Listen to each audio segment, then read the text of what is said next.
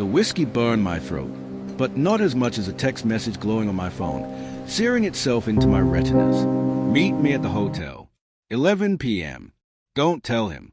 It wasn't meant for me. The screen trembled in my hand, the cracked glass reflecting the dim amber light of our living room. My wife, Lena, was upstairs, humming softly as she brushed her hair. The sound, once a comfort, now felt like a blade twisting in my gut. I read the message again, the words blurring through the haze of my third drink. Her boss, Marcus, the man who'd been calling her brilliant at every company gala, his hand lingering too long on her arm.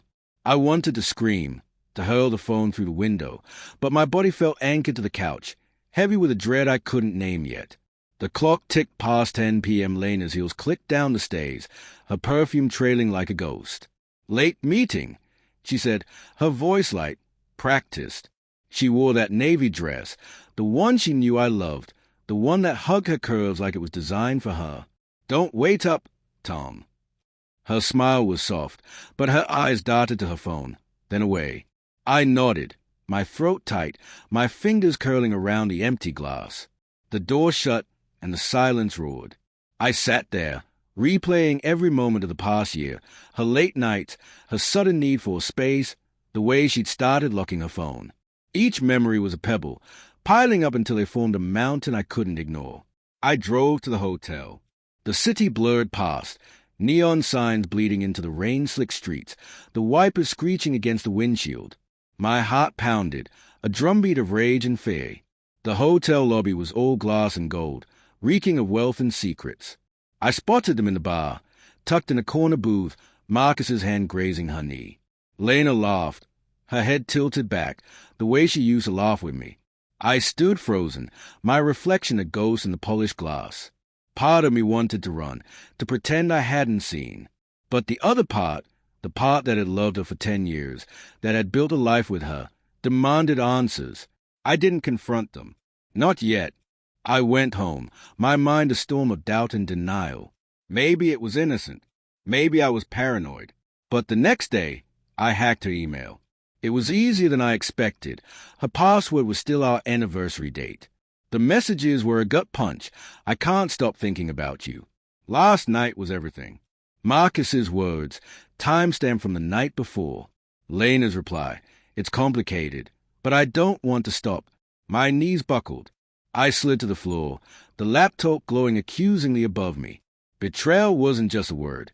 It was a physical thing, a weight crushing my chest, a scream trapped in my throat. I didn't cry. I planned. Marcus was a hedge fund king, untouchable, or so he thought. But I was a data analyst, and I knew how to dig. I found his dirty secrets, offshore accounts, insider trades, a trail of greed he hadn't covered well enough. I leaked it all anonymously to the SEC. Weeks later, his empire crumbled. Headlines screamed his name, his mugshot plastered across every news site. I watched him fall, my satisfaction bitter but sharp. Lena came home crying, saying Marcus had been set up. I nodded, feigning sympathy, my heart a cold stone. She didn't know I'd broken him. The money came next. A whistleblower reward, millions, wired to an account I kept secret. I told Lena it was a work bonus. We moved to a bigger house, her eyes bright with dreams I no longer shared. I thought the money would fill the void, but it only widened it. Then came the prince, a real one, from some tiny European nation, desperate for a discreet data expert to recover stolen royal funds. I took the job, flew to Monaco, and unraveled a web of cyber theft. The prince shook my hand, called me a hero. I saved his fortune, but every night in that glittering city, I saw Lena's face, heard her laugh from that hotel bar. Back home, the truth clawed its way out. Lena found the SEC leak on my laptop, pieced it together. You destroyed him, she whispered, her voice trembling with rage and guilt. You destroyed us. I laughed, a hollow sound. You did that when you climbed into his bed. The fight was brutal, words like shrapnel, tearing through a decade of love. She admitted everything. The affair had started months ago, born from her loneliness, my endless work hours.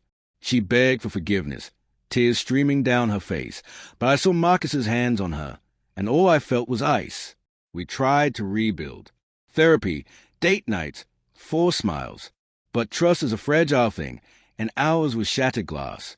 One night, I found her texting him again. Not Marcus, someone new. The cycle was starting over. I walked out, the door slamming behind me, the sound echoing like a gunshot. I had millions, a prince's gratitude, a trail of victories, but none of it mattered. I'd lost her, not to one betrayal, but to 1,000 tiny fractures we both ignored for too long.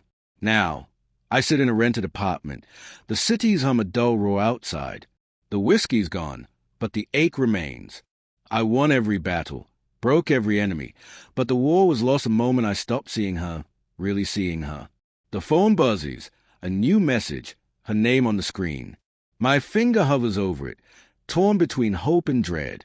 Some wounds don't heal, some stories don't end, and some betrayals, no matter how fiercely you fight them, leave you with nothing but the ghost of what was.